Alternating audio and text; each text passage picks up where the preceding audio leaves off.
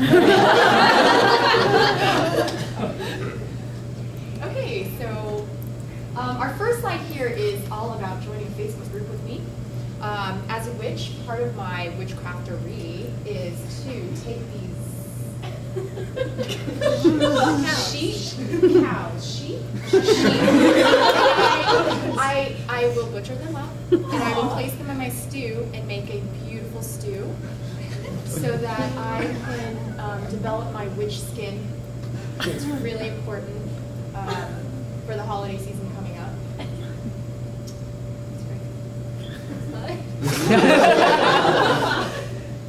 So, how to stand out in social networking. Since I'm Santa Claus, I obviously know how to stand out. Everyone knows who I am, so if you listen to anyone, you should listen to me. On Facebook. Facebook is kind of a little bit easier to stand out on since everyone knows what it is and everyone who went to college knows what it is. Most kids might not necessarily be involved, so I don't really always recommend Facebook since I obviously like to go where the children are. But if you want to start a cause or host an event, go ahead and use Facebook. LinkedIn, that's more professional and lame, and I don't deal with those people. So this is my husband, my oldest. And you can see here he is he's wearing this beautiful, beautiful vest of sheep's eyeballs, you know, some teeth and droppings. And I'm so in love with him. I don't even know what to tell you. We met at this Renaissance fair, and like, God, just really gives me the goosebumps every time I think about him. So we will be attending the Halloween party tomorrow, the kids festival, which I think is taking place here, and he will be my date.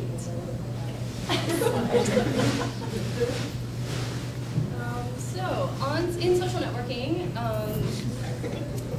there are a lot of words here. I don't really generally recommend reading. I prefer just looking at GIFs and writing them, and particularly delivering them to children, sometimes through Facebook.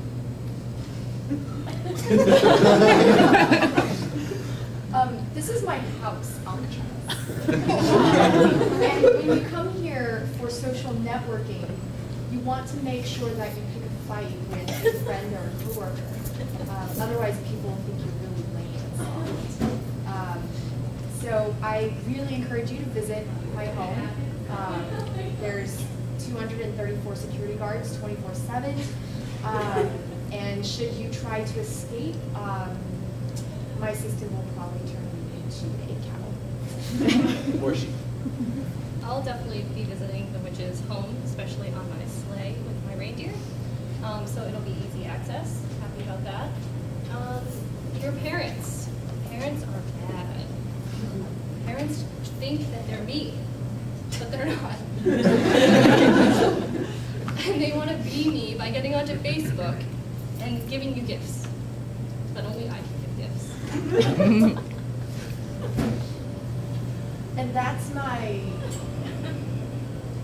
dog.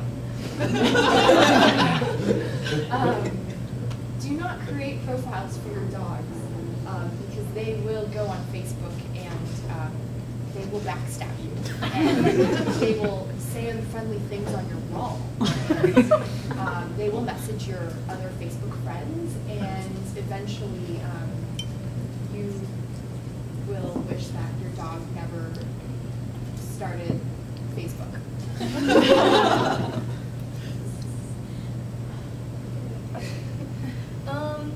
So we know that people's images might not always be the same online as in person.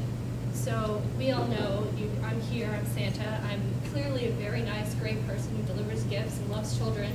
But sometimes I like to go on Facebook and create a brand that isn't as close to what I really am. And sometimes I'll go on and show myself in pink lingerie. Sometimes I'll show myself playing with adults, just hanging out, maybe having some tea.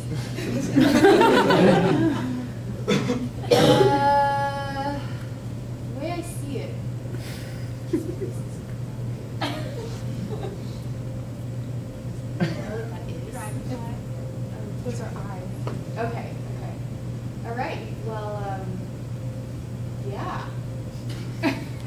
Okay,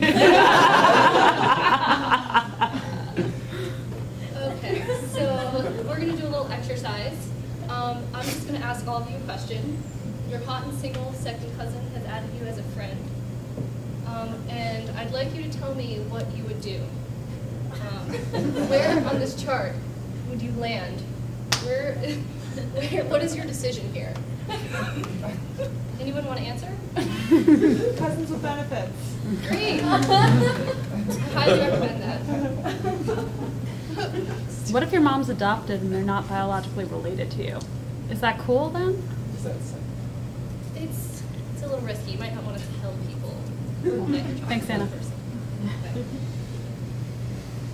And for our last slide, you definitely want to think about what your social networking sign is. This is very important. This is how you're going to meet people. This is how you're going to meet your future soulmates on Facebook.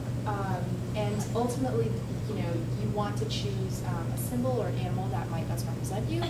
And I mean, ultimately, the rooster, both Santa Claus and Witch, we both strongly feel that this rooster is the most symbolic if you're really pursuing a lifelong relationship on Facebook. So thanks very much for your attention, guys, today. It was great having you.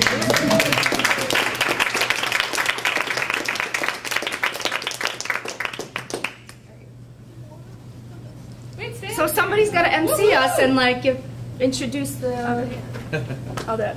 Okay, so that was Santa Claus Witch. I think you did a really good job there, but let's see what our judges have to say. So had you seen any of these slides before? How did you know it was at the end? Because she hit forward twice. Oh, you had seen the slides before. You just said no. No, she hit forward twice and it went to the black screen and then she hit back. Oh, gotcha. No, I'm a witch. I'm telepathic. And before I give you feedback, how did you guys decide on your personas, or where did you get that idea from? I just dug through my closet at my desk, and I found a witch's hat and a Santa's hat. Well, I applaud you guys for doing that. That was awesome. I loved how you were so personally invested in the role, and I think with each part of the story that unfolded, you really put yourselves into that, and that was awesome. So super innovative, super unique. Great use of humor. I really liked how you sort of progressed as you went along. At the beginning, you were talking to the slides, and then by the end, you were talking to the audience, and that was a really nice and what else did I say? Here, just great improv. Just loving it. All right. I would agree with dog. Yeah, dog. I would concur. I thought that was fantastic. First of all, I want to thank you two for being the first two participants in this. I know it takes a lot of bravery to get up there and do this for us, so thank you very much. And yes, love the costumes. I think I'll give you an A for costumes and an A for, not that we're giving letter grades or point grades, what the grading system is, but choose your letter. But good job on costumes, especially very seasonal and appropriate given that Halloween is on Saturday, so that's awesome. And let's see, tremendous amount of credibility. It seems like you guys really knew your stuff, even though you didn't really know your stuff. So I thought that was quite impressive. And that's all I've got. Nice job. I don't know what Jody and Mike saw, but that performance was shoddy at best. And where was the engagement with the audience? Nobody, no eye contact. There was barely any questions asked. That, the whole inviting them to participate in the whole inbreeding. So kudos for being mediocre.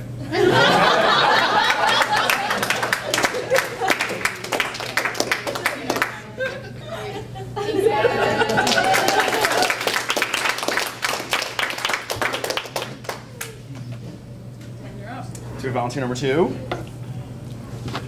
Yes, we do. We do. We have Steve Crumholtz.